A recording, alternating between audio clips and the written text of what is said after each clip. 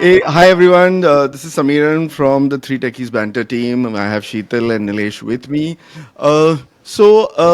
We've been toying with this idea of doing YouTube videos, and of course, there is a parallel effort on to make our podcast into videos. But when we got thinking, we realized, first there were people who used to read books, and then there came people who waited for the movies of the books to come out because they never wanted to read. Then we had podcasts, and nobody wants to listen to podcasts. So, but since we have got pushed into a corner, we are going to do whatever videos we like. So it may or may not make sense to you, but we are just going to have fun. We're going to share some fun things that we've come across in our readings, and hope you enjoy it, and hope that makes you listen to our podcast. So I think these short videos are going to be a reflection of who we are as people, and it'll give you a sense of the kind of banter we have when we meet on our podcast or nowadays videocasts. So let's jump into the first one. Nilesh, what's the new Okay. stuff that's happening? Just to continue on that line, I mean, we are going to talk about one thing that we learned in past, something new that we learned in past 10 to 15 days, and I am going to start with one of my, first loves, cars, and this is about Mazda. Mazda, incidentally, is not in India. So when I was in India, I was not very fully aware of it. I knew it because it's a fantastic Japanese car brand. And when I came to Ireland, I started exploring it and to figure out if I can buy one of their most iconic vehicles called Mazda Miata. That is the time I realized that Mazda is like a luxury version of Japanese cars. I didn't know that. They are Shocking. very I costly. didn't realize. Yeah. It is supposed to be. So that is why their interiors are very opulent, supposedly. So they are above Toyota, Nissan, and Honda. But the interesting part is that they have something called a gram strategy, and I found it very interesting. So what they believe in is that if you make your car extremely light, then it will be highly performant, very fuel efficient. So all their focus is on a gram strategy, how to save each gram. And in that, it was so interesting that Mazda Miata, it's one of the iconic sports cars, very affordable, but it never had a steering column which could be, adjusted for rake and reach. It only had, a rake, not reach. Now, the reason was that they were just unable to figure out a way of doing it while not adding to the weight. And their R&D guy, the head of R&D says that the way they execute gram strategy across all vehicles is they involve production team into design, and it's not the design team just designing. It results in a lot of discussions, heated discussions, and stuff like that. But you get the end view of the product in the design phase itself, and lo and behold, they actually now the Mazda Miata, since the latest variant has the reach also, not just the rake, and they actually designed it in such a way that they ended up saving weight rather than adding to it. So they do so much R&D that they actually saved weight and gave the end consumers rake and reach. So it was interesting, gram strategy for me. I wish they would apply some kind of strategy like this in the weight loss programs, man. They would they will definitely rake in more money than the Mazda Miata if they can put a gram strategy for weight loss. Because this weight is such an important thing. So I was just hearing a interview by Lewis Hamilton, and he said that weight is such a big thing in Formula One that for every extra kilogram of weight that you have as a driver, you can lose up to 2 seconds in a race. So you have to be so weight conscious. And he says that in a whole race, it is not unusual for a driver to lose 4-5 kgs because that's the amount of G force that comes in. So I mean, that was like quite shocking for me. So my it's not really a learning, but this week, unfortunately, we had the sad news that Sylvester Dacuna from Dacuna Advertising passed away. And for those of you who are not familiar with the world of advertising, if you know the Amul girl, he's the man behind it. And what was fascinating for me is I don't know about people living outside of Mumbai, but if you are a Mumbai person, you look out for the Amul hoardings, right? Uh, they're the most topical hoardings that I've come across. And what I love about it is there is a sense of craft and there is never anything which is wrong. As in, you will never find them politically incorrect or whatever. It's just the perfect balance of the right kind of wit, the right kind of fun, and yet very, very tongue in cheek and topical.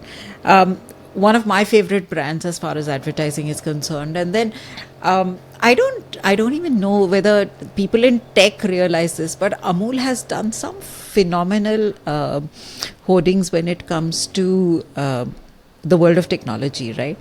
So every time something new in the world of tech has happened, Amul has done a hoarding.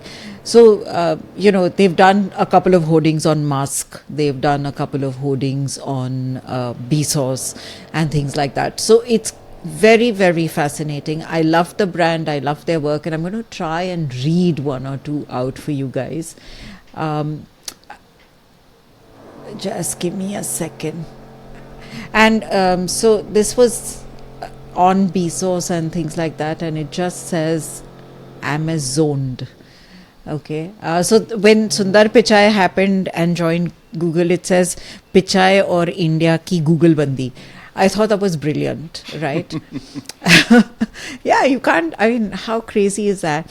Then another one says when MGM happened and Amazon, the partnership, it says Bezos gets the lion's share, my golden makhan with MGM in caps. I loved the Elon Musk one which says ye cheez badi hai Musk Musk. Uh, and the lines to go with it. So it says ye cheez badi hai Musk Musk, and then it says share it, don't have it, Elon. As in alone Elon. Brilliantly. Another one is Elon flexes his muscles when he took over Twitter. And it's just absolutely delightful to see a brand like this. I know that right now there is a little one with the Amul girl crying, doing the rounds. But that was something that I thoroughly enjoyed. Sorry to miss Mr. Dakuna, but I think the Amul girl and the Amul advertising is so iconic. So for me, it's a moment of, how should I say, a moment of sadness and a moment of happiness. Oh, I that's, go ahead, I Nilesh. would agree. And you, just to add, since you said Mumbaikars, look out for that. I am a Delhiite. I grew up in Delhi, and there was a spot on my everyday commute to school, and it still is in Delhi, where it was given to Amul, and you were always looking out. So whether it's Mumbaikas or Delhiites, Amul has that iconic place in our hearts, undoubtedly. Truly. Nice, nice. So, and on to something that I learned in the last 2 3 weeks, and so इस कहानी का शीर्षक है घोड़े की दुम. So, as in the horse's ass.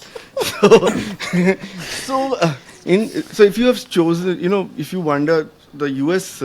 Standard Railroad gauge, it is 4 feet 8.5 inches, and you wonder, why is this strange number? So you start asking, exploring this. Of course, because the British built it, because British engineers came there. So that was the measure in Britain.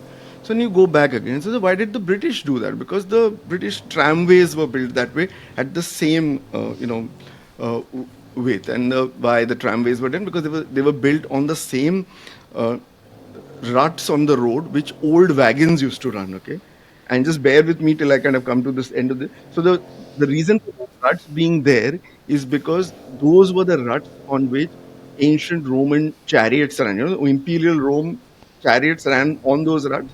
So you couldn't kind of if your wagon was a different size, then the wheels would break, because Imperial Rome, just like Germans, they made everything the same size, all chariots same size.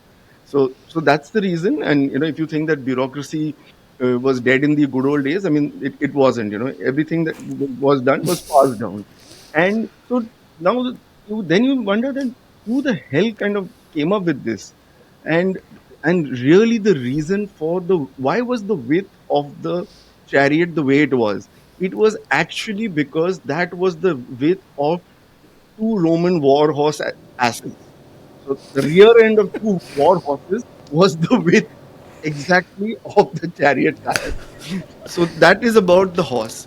Now cut to modern day. So now we are talking about the space shuttle. Okay, so the space shuttle has two big booster rockets that are attached to the side of the main fuel tank. And they're a certain size. And in fact, apparently the engineers wanted it to be a size bigger, but apparently in the between the place they had to be shipped, the factory to the launch site, there was a tunnel, and the tunnel could not accommodate a fuel tank bigger. And and guess why that was? That was because the road that was constructed was based on the wagons and the chariots and all of that stuff. So basically it was determined by horses' asses. So next time you look at the space shuttle and wonder, there is a little bit of a horse's ass in there. So that's my story about the horse. Asses So are then, important. Yes, horses so are important. the next time you say ass to someone, think of the horse's ass and think of how important it is. Oh God. Okay, that I think brings us to a fun episode that we've decided to do, just as things that we like to talk about, and we hope to see you again soon with some really more fun, informative, ridiculous pieces of information. We hope you enjoy this video. We definitely look forward to getting your subscribes, likes, shares, and encourage us by putting a lot of comments in there. Thanks a lot, guys. Bye bye.